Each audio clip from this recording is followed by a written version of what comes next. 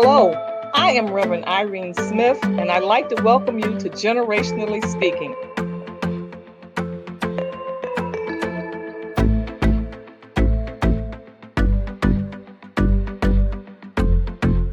Here at the table, we come and we discuss life issues, no matter what they might be. As we sit at the table with each generation, we all learn, we all grow, we all are inspired.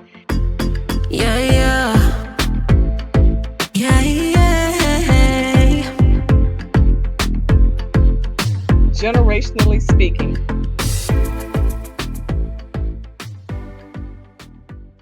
Hello, I am Reverend Irene Smith, and I want to welcome you to Generationally Speaking. It is here at the table of discernment that we all learn and we grow from each other.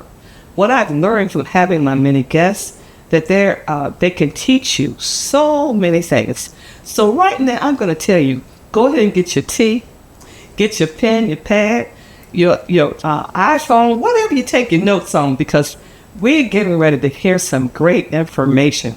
And so some months back, we interviewed Irene Mead Hurd, who wrote the book, My Pain Embraced Their Journey Home.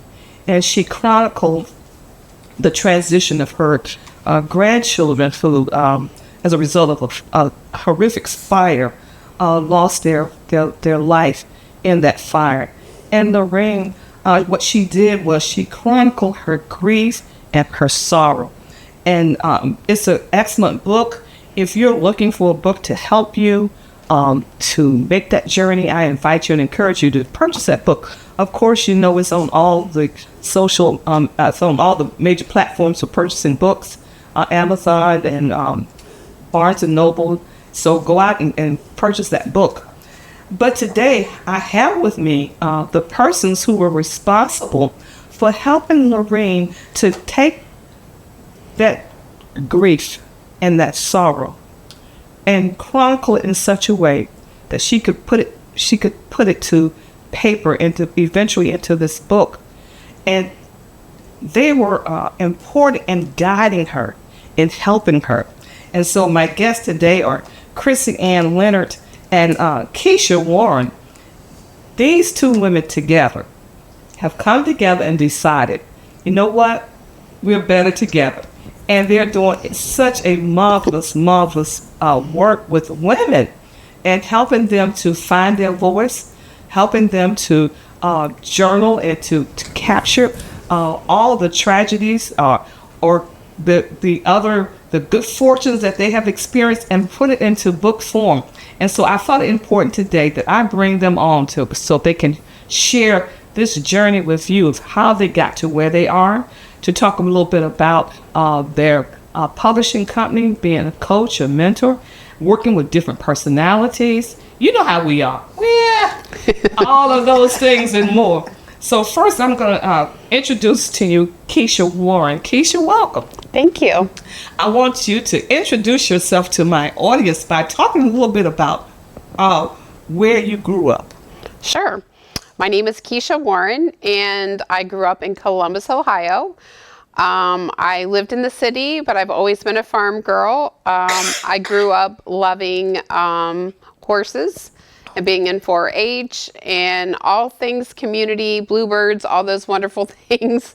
But I found mostly what I found joy in is serving, and that has always been my outreach for my community, is to serve. So when you talk about serving, could you just share a little bit more about what service looks like for you?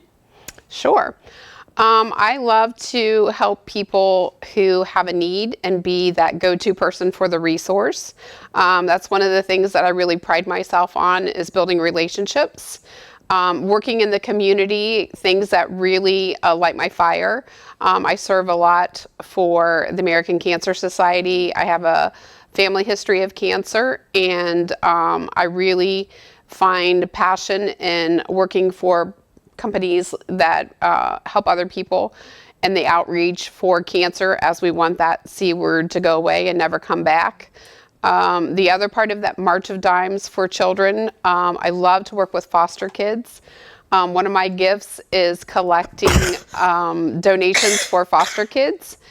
and helping them find shoes, because that's generally been an issue because kids grow so quickly. So clothing and shoes has been one of my gifts as well, and I just enjoy paying it forward. And so tell us a little bit about your education. Sure. So I grew up in a middle-class neighborhood, went to Westland High School, and decided at a young age that I was going to run off to college and get my degree in interior decorating, and found out those were not my people. I was more interested in getting my horse into college, and that was more important to me. So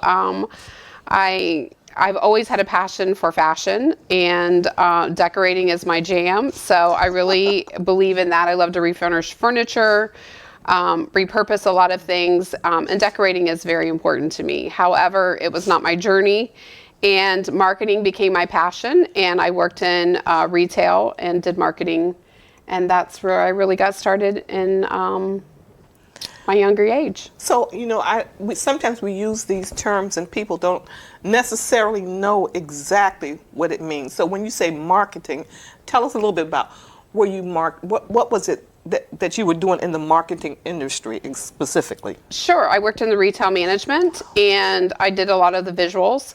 So the planogramming, all those things, and diagramming. And it came down to being a visual artist. And so having the eye for fashion, having the eye, I work for a New York company and a couple other retailers, Lane Bryant and those things. And I did the visual merchandising, but I also had the marketing business side. So I became a retail manager and did that for many years till my kids got older. And then I got the bug to use my marketing in Nationwide Insurance Company, and I worked for Nationwide. Yeah. And did a marketing in that as well. Fantastic. So how did this marketing background transition over into this becoming a coach, a mentor, being involved in a publishing company? Well, it's quite a journey. A lot of zigzags, not everything that I anticipated it would be. However, I always knew that I had a strong will to be a coachable person. And once I got my first coach and helped me through a lot of journey and trials, that made me get the bug of, you know what, this is kind of the path that I really want to be on. And knowing that as I succeeded in my coaching levels and moving on to the next level, that the more coachable that I became, the more diligent I was in holding myself accountable. And that skill just never left me. And I've honed in tightly on that skill, and that's why I'm an accountability coach.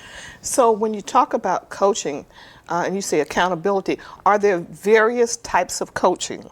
Yes. Okay. So I'm a certified life coach, first of all. Okay. And that is important to me because I help people move in transition. So where they are, or if they're stuck, I like to move them forward. And all of that requires ownership and taking action. And for me, a lot of people don't like the word accountability because it is a very strict word. But really what it is, it's movement of your mind for progress. And so it becomes mindset and personal accountability. And those two together bring consistency and tenacity and reliability. And those are the strongholds that you need to have to move forward. So if, what would you say to young women who are pursuing their passion? Would you say to them that they should talk to a life coach? Who are your clients? Who are the persons that are all women, all men and women? Should they all have life coaches?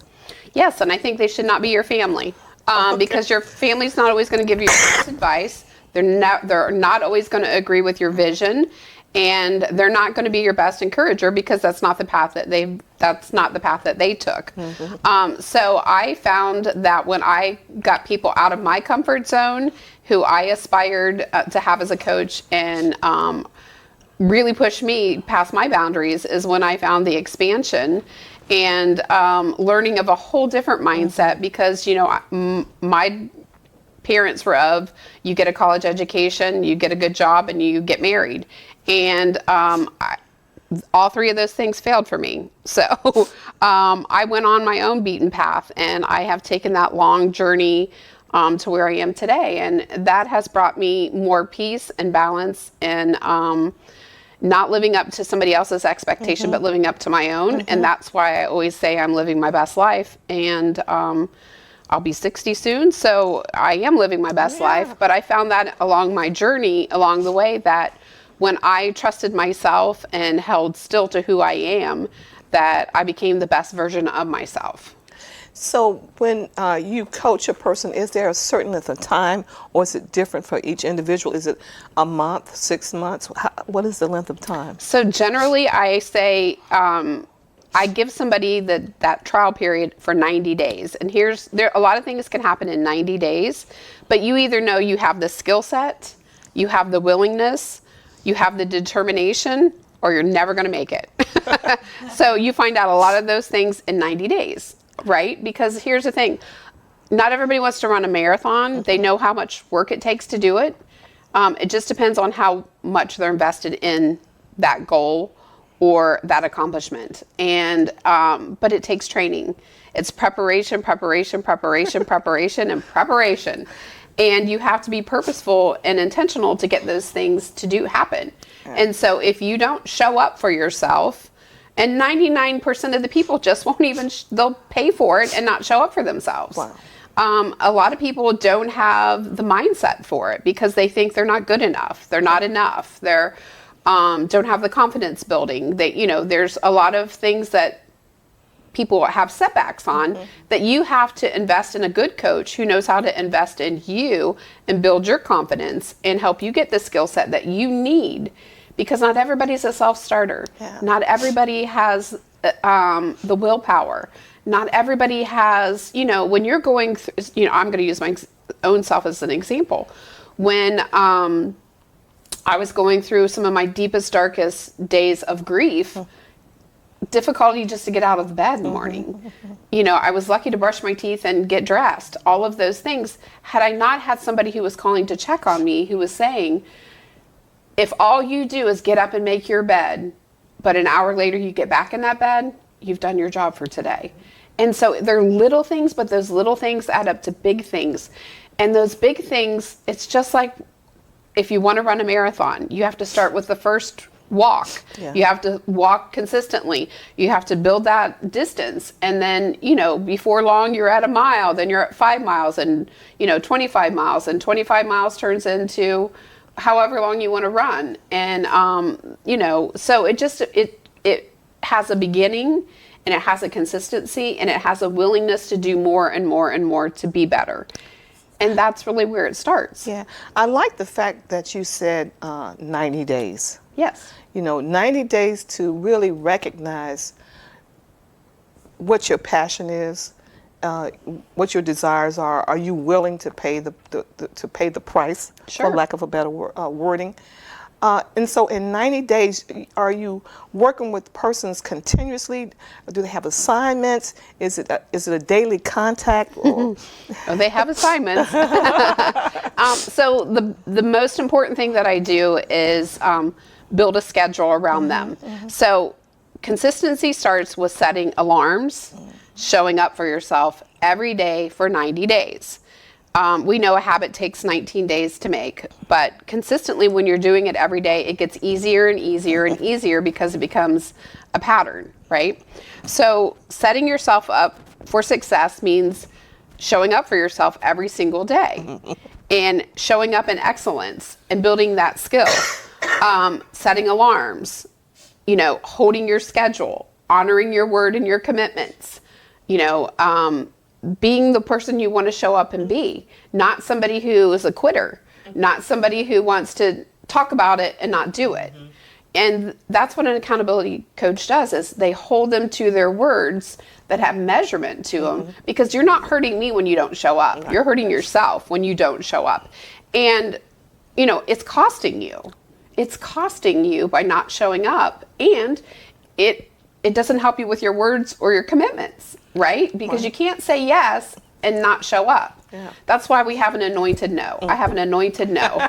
And I say no more than I say yes because I have to be all in. Okay. And if I'm not all in, then it's a no for me. And if it doesn't fit in my schedule, it's a no. And if I can circle back and it changes, I'll be happy to say yes. But I don't say yes until it fits in my schedule and I can show up in excellence, wanting, willing, and ready prepared. I don't do anything. I am not a fly by my seat of my pants kind of girl. I'm a preparation. Wow. So the 90 days people find out. And in that, you've been doing this for some time. Yes. So when you meet persons, you probably have some perception of, I don't think they're going to stick with this. Yes. Are you able to, really talk to a person and from that first meeting, really understand that maybe they're not ready yet? Yes, because there's particular questions that I ask. Okay. What are you willing to sacrifice? Because everything you want in life has a sacrifice. What is it costing you? What is it costing you? Is it costing you, what's holding you back? And it's what's holding you back is the cost of not moving forward. And if you can get through or work through the fear of what's holding you back, gaining that accomplishment is such a larger success. And tapping into the people's vulnerability is the most important piece because not everybody's willing, first of all, to commit. And I don't start anything that I have to stop because for me, it's not worth it. And I can tell somebody in the first 10 days if they're going to make it the 90 days. I can tell. I know when somebody, I've done this long enough. I've used it on my own family, my own children. I've done this a million different ways. And it all comes down to really those first 10 days. And in 10 days, if you're not showing up for yourself, you're not committed, you're not showing up in excellence, means you're not willing to do the work. So when people come and they all of these personalities that you have to interact with, some big, some small, some you digging trying to find it. How have you learned over the years to interact with these personalities to allow them to know that I'm the person, that I'm the one who's leading? Sure. I get the most resistance from women because they feel like they can fool me into thinking that I'm going to do something that I'm not. I get. Wait. Did you all hear that? It's true. Oh my goodness, she said she gets the most resistance from women. Yes. Whew. Because they don't, here's the thing. This is the most valuable piece of information. People will say one thing and do another. And they think that in their mind is their perception. What they show up and do consistently is how much they exceed that limit. Yeah. And you have to be willing to meet in the middle. People want to do hard things and they want to commit to hard things, but they don't want to do the work to get there. Yeah. And that's really the gel of it. A man has a different, from my experience and my coaching experience, I've had more success with men, even when they didn't trust me, but they believed that I believed in them. Right. And I think a lot of women give up easily and the least amount of resistance, but they want to be poured into, but they want it to come at no cost. And you can't do both. If you're not willing to invest in yourself, you're not willing to commit to the cost. And the cost is not about money, it's about physically showing up for yourself. Yeah. And a lot of women don't show up for themselves. And a lot of men who need the nurture part of it, they need that a more daily gratification of, hey, I did this today. Hey, their accomplishments are a lot greater and different. Not in equal sense of time and money, but I'm saying they're more willing to put in the work because I think they're more mentally trained for that kind of thing. Now, I'm not saying that there's not women who aren't mentally trained for that. I'm saying it's been very rare that I've had a diamond in the rough that just like, hey, push me to the next level. I can tell you, if you're not getting resistance, you're not doing your job. Okay. I can tell you that. If you're not getting resistance, you're not doing your job. So you have all these women who come, and some have to be truly broken. Yes. So how do you help assist them to grow and mature, that they can just begin to believe in themselves? I think a lot of it is perception. They see themselves one way, and we do a lot of mirror work.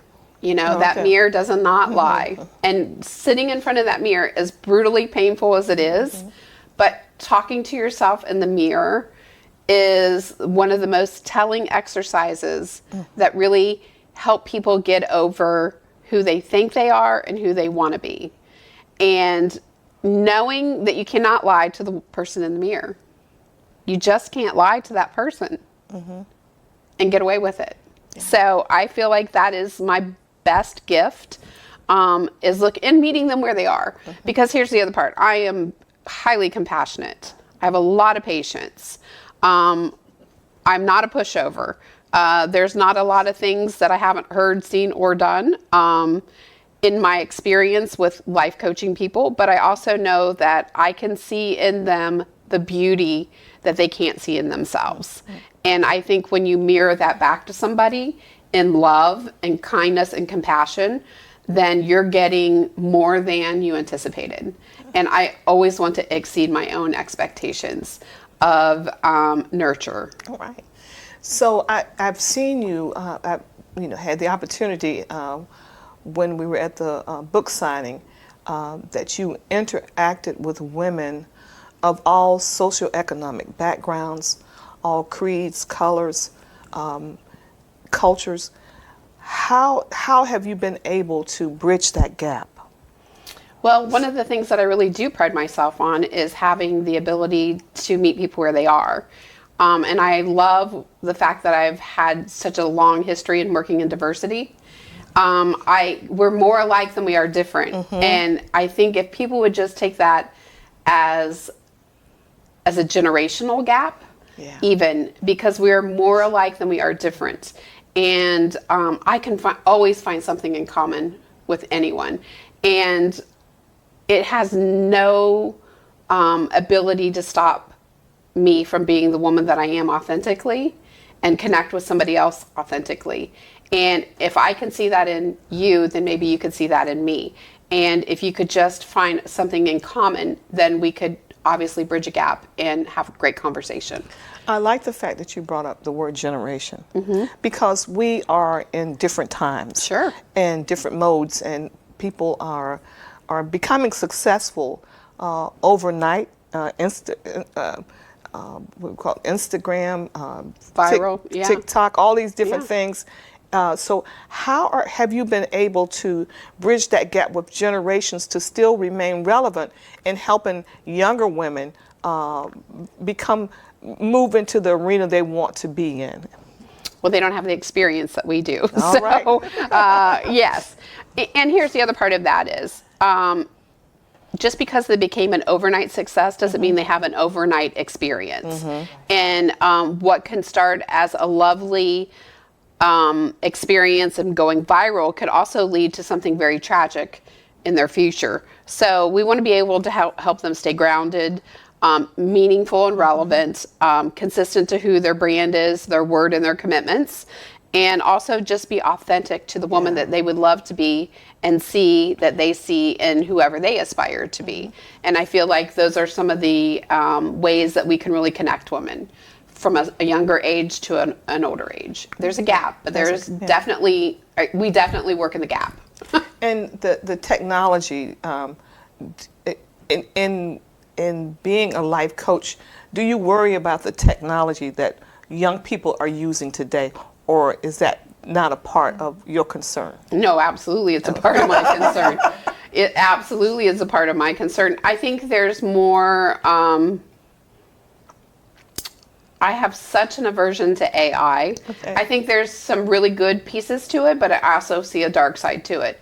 And like any good thing, if you do it in moderation, it is educational, but it's also not going to teach you the life skills that you have to navigate life. So, what is important is knowing who you are, what you stand for, and how you operate. And those are things that AI can't teach you. You have to know all of the things in technology that you can definitely use in the future that will help you, but I say stick to who you are.